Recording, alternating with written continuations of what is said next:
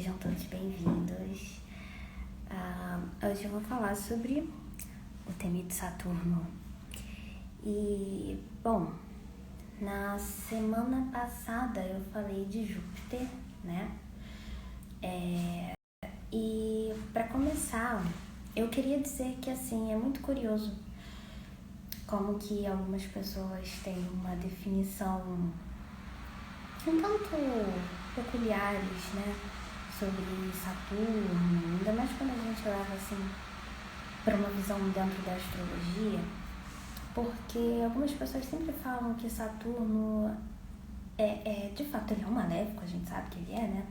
Ele não é um planeta que vai falar sempre de coisas boas. No entanto, tem alguns aspectos que ele pode ser bom, né? Mas isso não tira, de fato, uma característica tenebrosa que o planeta tem, né?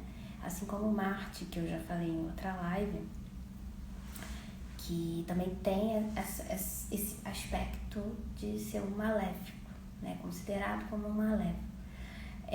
Na astrologia tradicional isso é muito, muito comum, né? De observar como que Saturno e Marte eles são sempre dados como maléficos.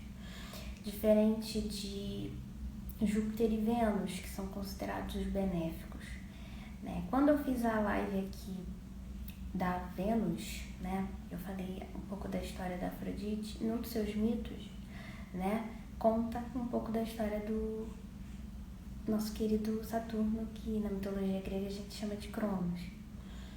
E hoje como eu vou falar bem mais sobre Saturno, né, em específico, como eu já pincelei a respeito de uma participação que ele teve no nascimento da Vênus, que era Afrodite, eu também vou falar um pouco mais específico sobre a vida e a historinha desse deus, né, que na verdade era um titã.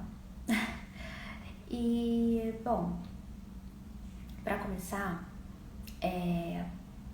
Saturno, ou Cronos na mitologia, ele era um titã, né, filho de Urano e a Gaia. A Gaia, ela tinha nela uma dualidade do feminino e do masculino, né, e quando ela consegue lidar com esse masculino que depois vira o marido dela, que é o Urano, ela dava vida a muitas coisas, né? E dentre esses filhos tinham alguns titãs.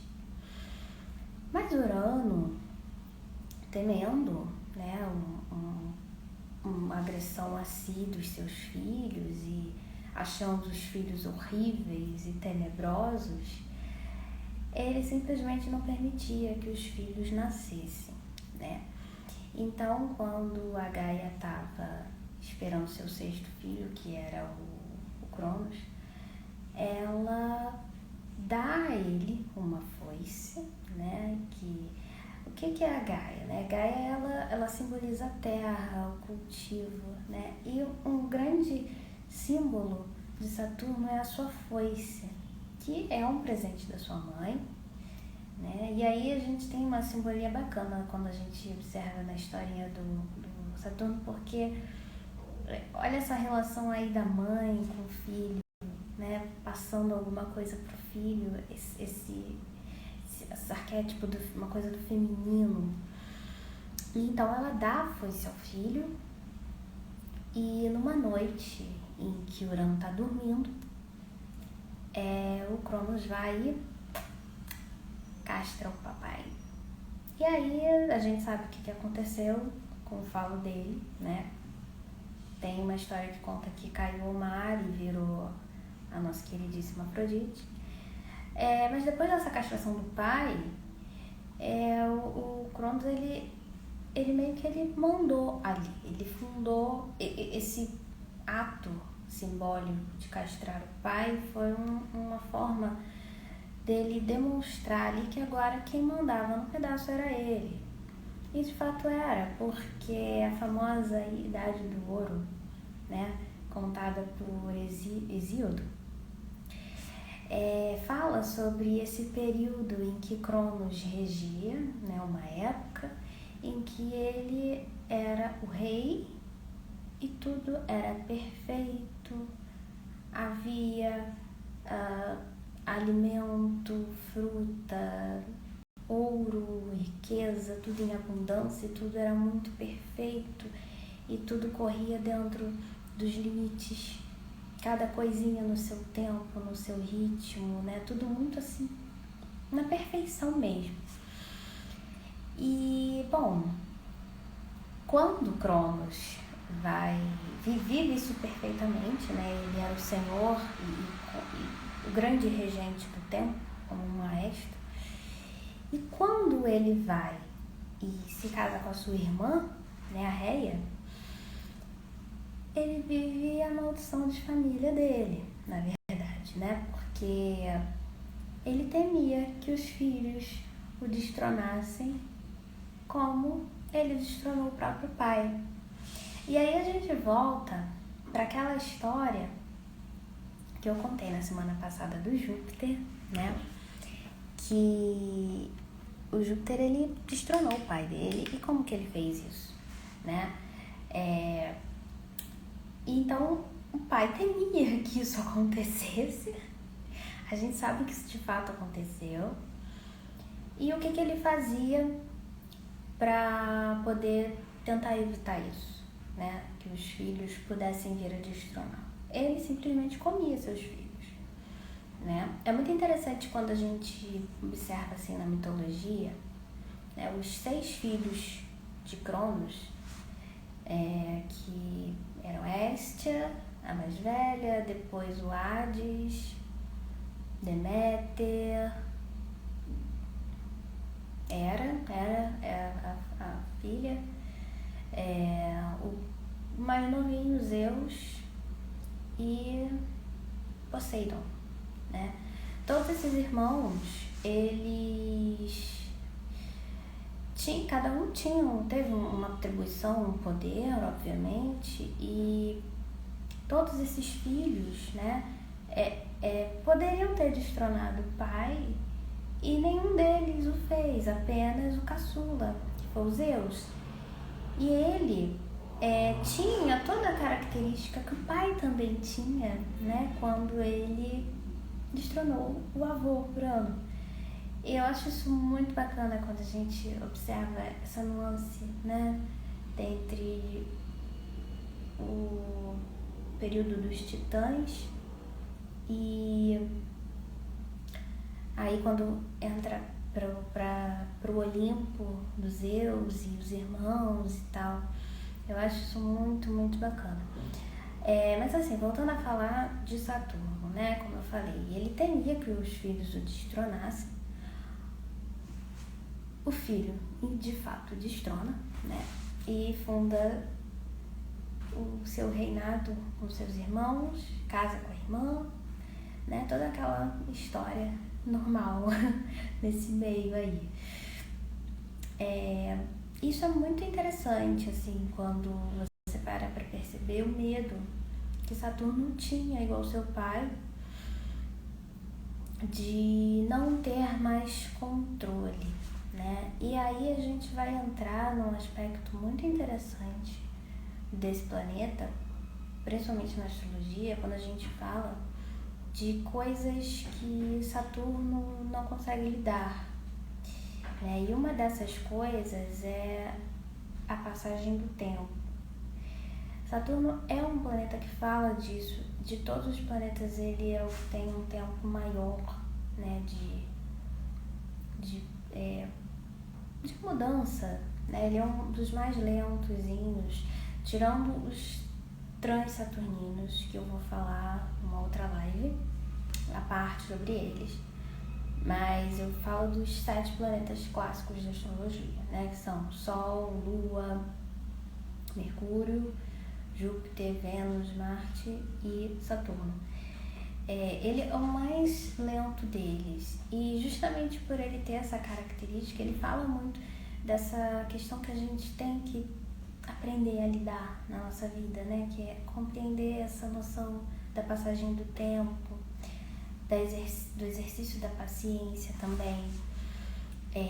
E Saturno vai mostrar pra gente todas essas limitações que a gente tem, né? Por isso que ele é considerado um maléfico, e ao passo que Júpiter é um benéfico, né? Como eu tinha falado no live passado, Júpiter, tudo onde ele passa, ele expande, né, além.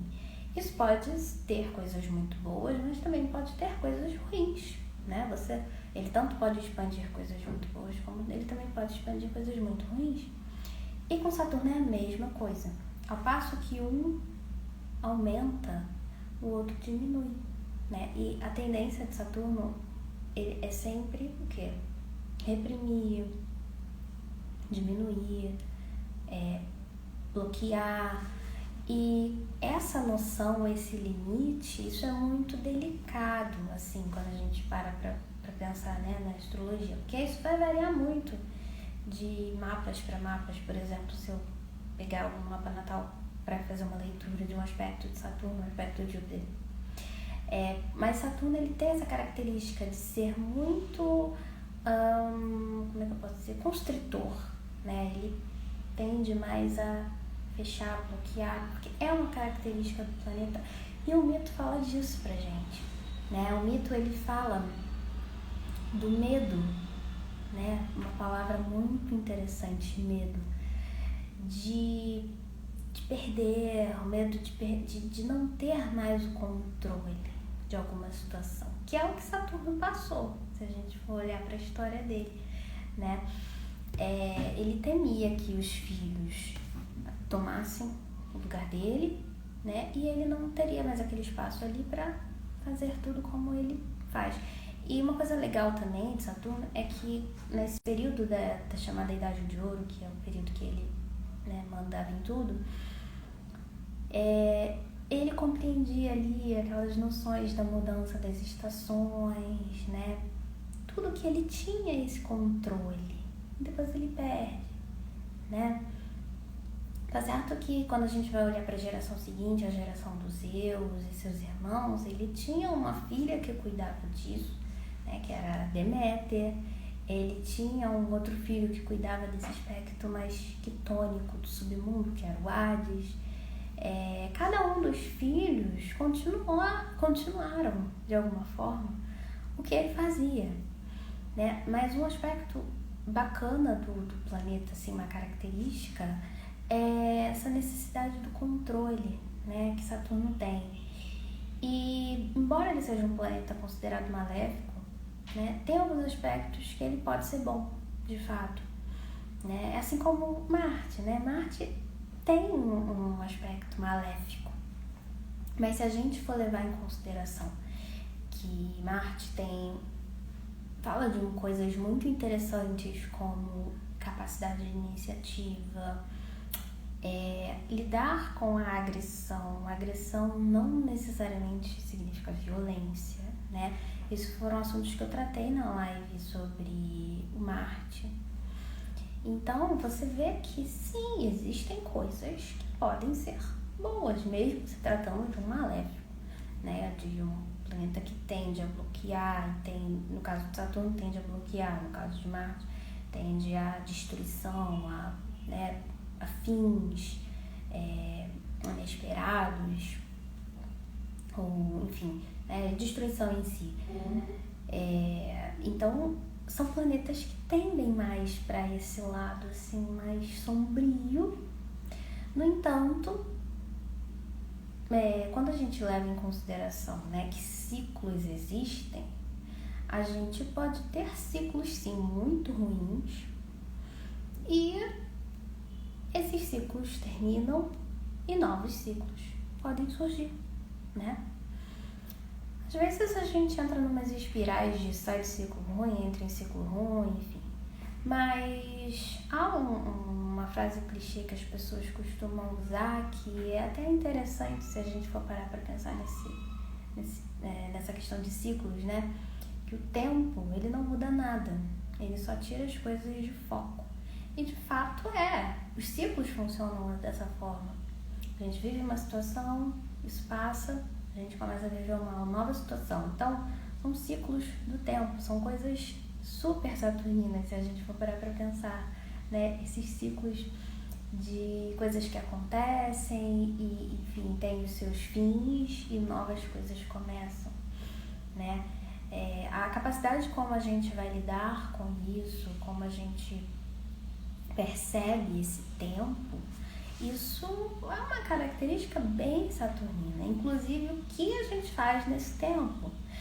Eu tinha usado uma frase de chamada aqui falando exatamente sobre isso, né? Que embora, né, a gente possa desenvolver a nossa disciplina e criar um hábito, fazer uma coisa legal, desenvolver um trabalho dentro de um período, nem sempre isso vai ser uma garantia de que isso pode ser o que a gente espera ou não. A gente, no fundo, não tem exatamente um controle sobre todas essas coisas que nos acontecem e que vão acontecendo ao longo dos próprios ciclos, né?